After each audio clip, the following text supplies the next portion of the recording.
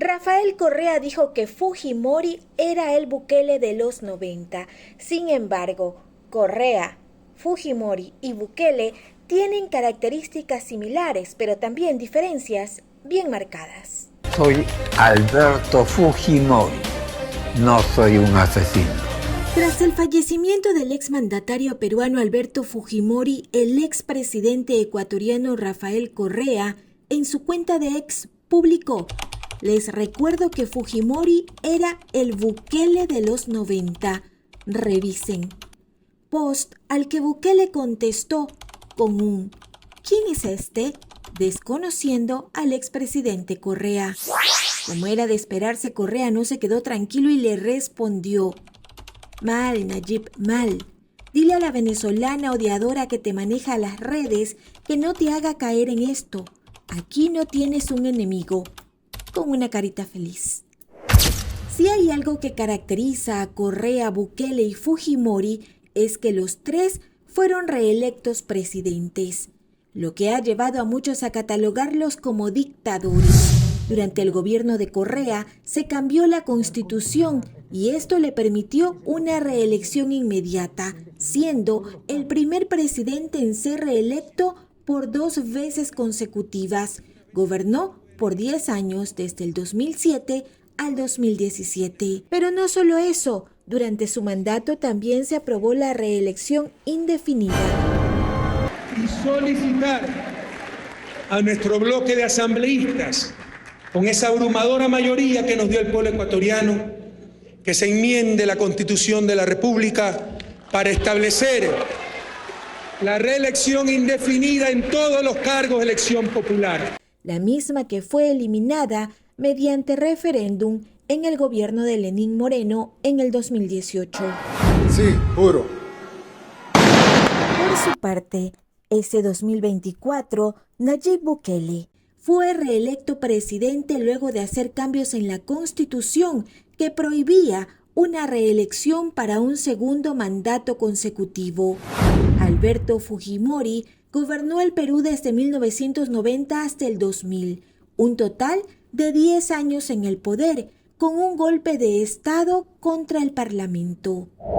Lo cierto es que entre Fujimori y Bukele hay un denominador común: luchar contra el crimen organizado en lugar de negociar con ellos.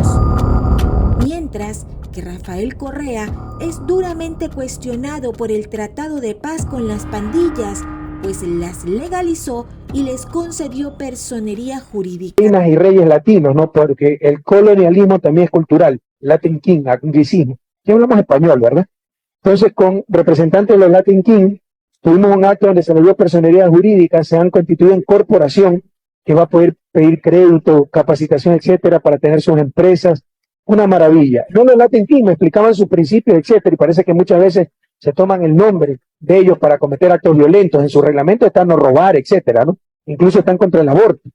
Me explicaban todo aquello, pero bueno, incluso otros grupos que hayan cometido actos violentos, etcétera, dentro de sus códigos hay principios de nobleza, de honor. A mí los Latin King me recuerdan mucho a los Boy Scouts. Yo toda mi vida he sido Boy Scout a los 7 años, con sus principios, con sus leyes, con su hermandad. Permitiendo así que puedan llegar hasta la Asamblea, como el caso del ex legislador y prófugo de la justicia, Ronnie Aliaga, acusado de ser colaborador dentro del esquema de delincuencia organizada del caso Metástasis, una red de corrupción que vincula al Poder Judicial con el crimen organizado. También se lo relaciona como parte de la trama que buscó silenciar al extinto Fernando Villavicencio. Porque yo también soy miembro de una organización urbana. Soy orgullosamente un Latin King. Y esa cercanía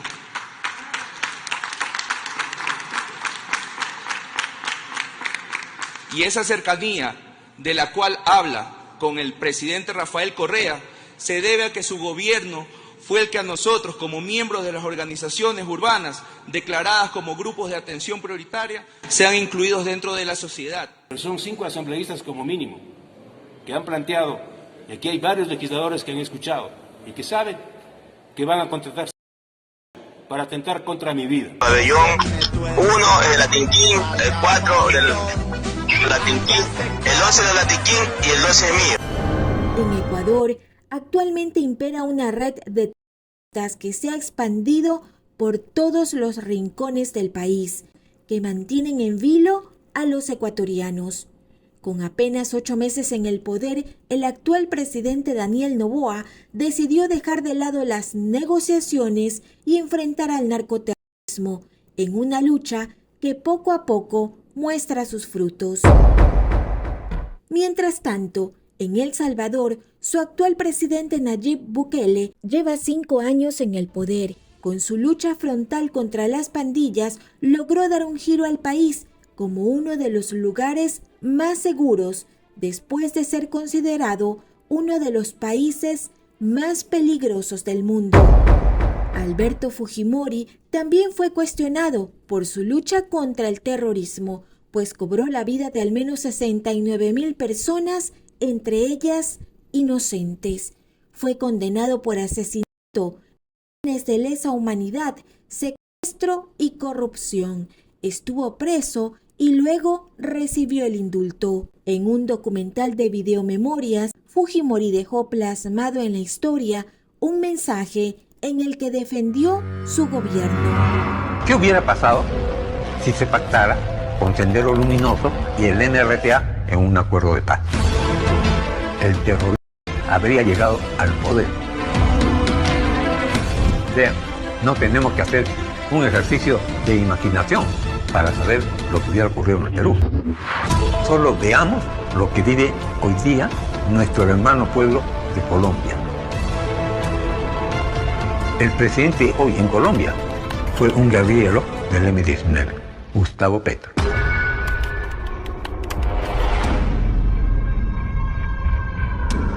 Y esto no es una casualidad. Colombia se vio obligado a hacer un acuerdo de paz con el terrorismo.